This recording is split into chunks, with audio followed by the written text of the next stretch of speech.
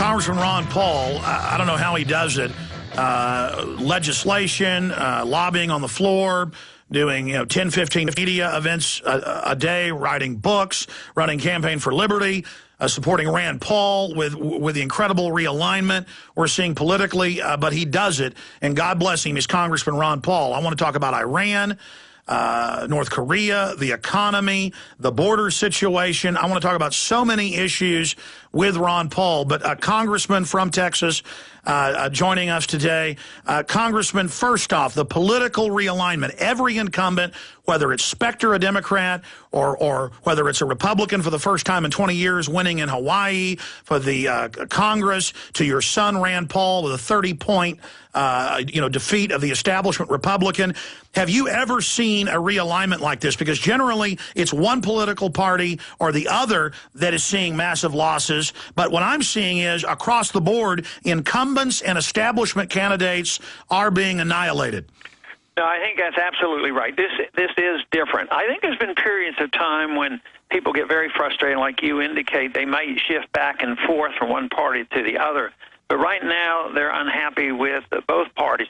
But the real tragedy is that we don't have a good, and I say this word cautiously, a democratic process, the democratic election, the ability of parties to compete.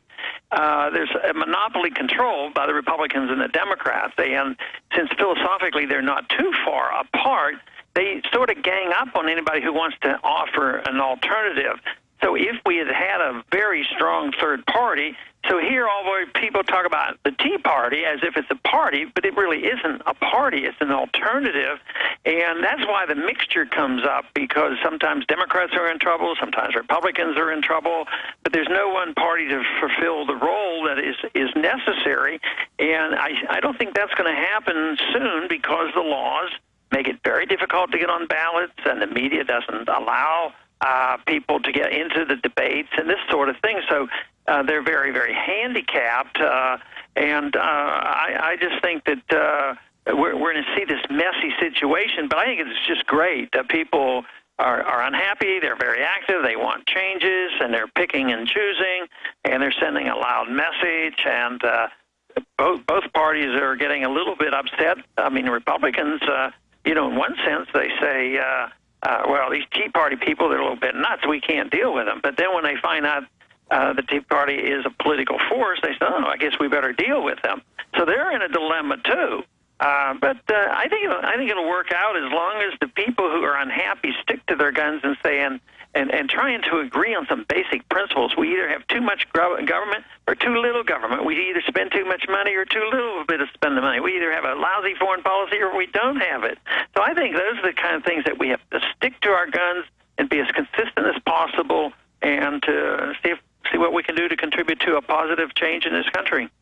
There's no doubt, Congressman, I want to get your breakdown on this, that the establishment is scared, though, and they're going to pull out all the stops to try to demonize any type of true grassroots constitutionalist candidate. I mean, we're seeing them say, if you're against the health care bill, you must be a racist. But I think they've overplayed their hand by running around like chickens with their heads cut off. Yeah, and that's been around, but it's around right now a whole lot because the Tea Party movement is so much bigger. But I can remember in 1996, and I don't know exactly what you were doing in 96, but when I was trying to get back into Congress, both Republicans and Democrats said, well, this guy's crazy. He's even critical of the federal war on drugs. Anybody that's critical on the war on drugs must mean he wants to give drugs to kids, that sort of thing. So they tried real hard to demonize me then.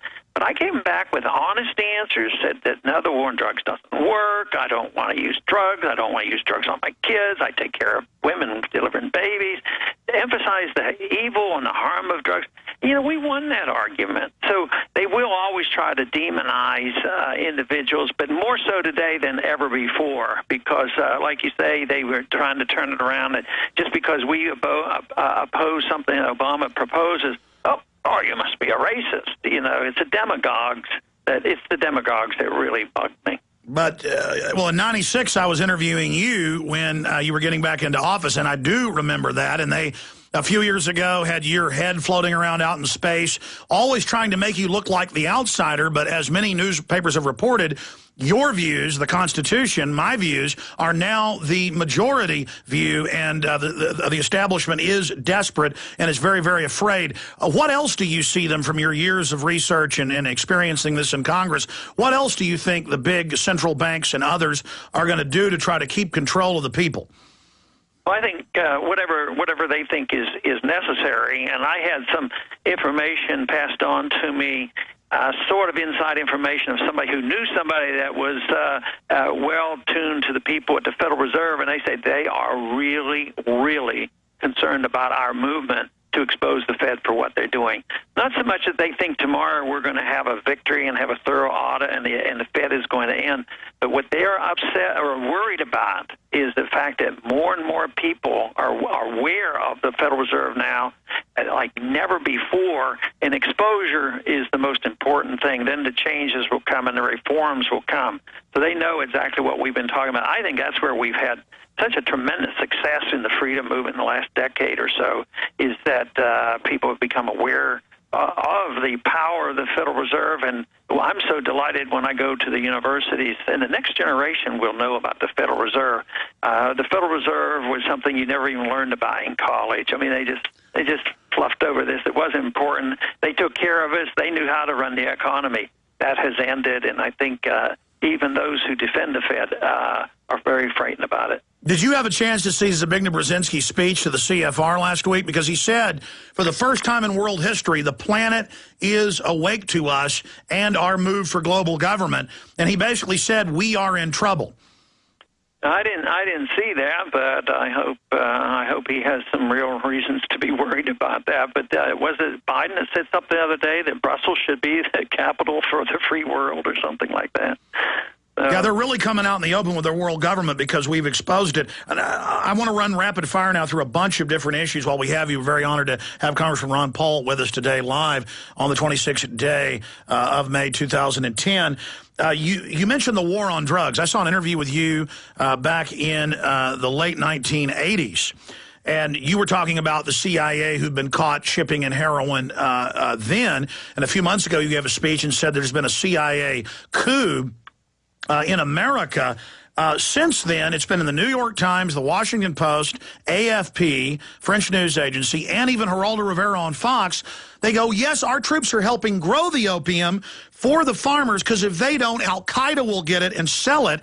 What an amazing move to go from denying that they're producing it and shipping a lot of it in to saying, oh, yes, we have to, or Al-Qaeda would get it. Well, if you just decriminalized it, that would take the money out, and then Al-Qaeda, as they call it, wouldn't. I mean, that was the excuse on the crack cocaine. Well, we've got to ship the cocaine in, or the communist, will get the money. Can you speak to that, sir? Well, I don't have the absolute proof of it, but my suspicion is, and just because of the stories you hear, I think they really want drugs to be illegal because I think that's the way they raise money for their governments that's off the books. They own banks. They can get involved in enterprise, and they have to get their cash, and it never comes through. Well, not all of it. Some of it will come through appropriations and legally, even though we don't know where it goes and who controls it. But they even need even more money because they're doing so much. There's so much activity going on.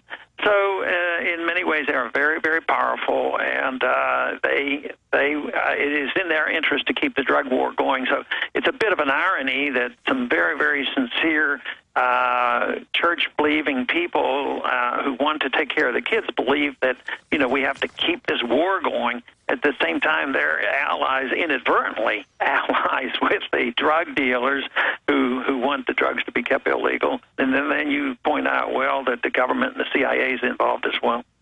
Well, Congressman, I know you're super busy and none of us can be on top of everything, but would you like us to send you a packet of mainstream news where they just calmly admit that, okay, our troops, they had Geraldo Rivera with a Marine Corps commander with the troops explaining why they help the farmers grow the opium.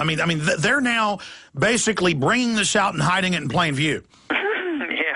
Well, I've seen some of that, but I can always look at more material when it's available. Well, here's one more issue on that subject. Did you see the Washington Post 2 days ago? CIA unit's wacky idea depicts Saddam as gay. And then in the article, it quotes them as admitting that the CIA put out at least one fake Osama bin Laden video. That sounds like that should be a congressional investigation. Yeah, well, there's so many things that should be congressional investigations that sometimes, though, it becomes difficult if you hear of a real problem. I think, well, I guess I ought to report this. Where should I go? The FBI and the CIA, and they'll investigate it for me? Well, who's going to investigate the investigators? And that's our job, and that's what our responsibility is, to hopefully wake up enough people to find out who to believe and who not to believe.